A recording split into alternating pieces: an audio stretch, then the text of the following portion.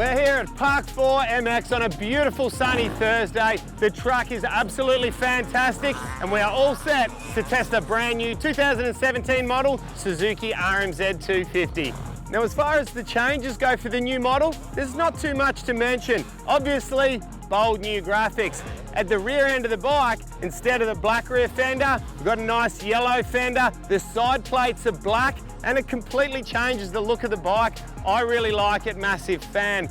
Black rims really set the bike off, and overall, it's a very nice looking machine. As far as the chassis, motor, suspension, no major changes, just a little bit of tinkering here and there.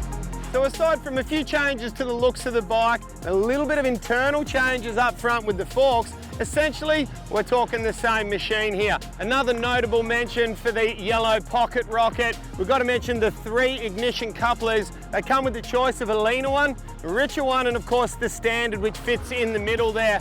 The launch control works fantastic on this bike last year. Interested to see how it works this year also. And of course, if it ain't broke, don't fix it. Finishing second this year in the MX2 World MXGP, of course to Hurlings on the KTM, who did such a fantastic job.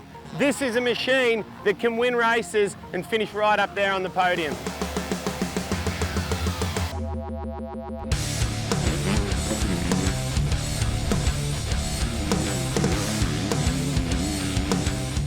Well, what a day it's been out here. Perfect conditions, the track is sensational, nice deep ruts, and of course, Boydie knows how to build those big jumps. I had a great time on the new Suzuki 250 for 2017. This bike has a sensational power plant, lots of bottom end, lots of mid-range, lots of top end. Very rare you'll get an MX2 bike with all 3 going on at the same time. I didn't mind the suspension too much. A little bit of tinkering needed up front with those air forks.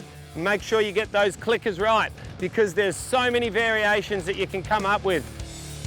The thing that stood out to me straight away on this bike, and being a little 250 really did surprise me, was the bottom end. So long as you're in a low enough gear, this thing had so much bottom end and would just pull you even out of the deepest corners here at Park 4 MX. There's a couple of things on this machine that you don't really notice while you're out there riding. However, they're very, very cool and they add so much to the bike. For example, the Renthal fat bars, one of my favourite bend bars coming stock on this bike. The levers feel really nice, standard. You don't need to go and upgrade them to an aftermarket one straight away. The gripper seat works so well, very tacky. There's no moving around whatsoever. The standard foot pegs, nice and wide, and they didn't get jammed up too much in the rutted corners. So a few notable mentions there for this bike. My one thing that I could pick though, the chassis needs a little bit of an update. It just feels a bit bulky, a little bit rigid, and I like a bit more feel from my bikes, but I've got a funny feeling it won't be too long and we'll see that from Suzuki. But overall, what a fantastic machine.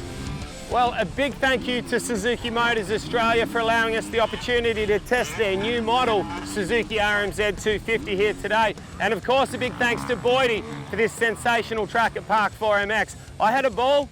This bike is something you need to keep your eye on, you Suzuki fans out there. Go have a chat to your dealers, see if you can strike a deal. It's going to be right up there this year. For all your motorcycle insurance needs, visit swanmotorcycle.com.au.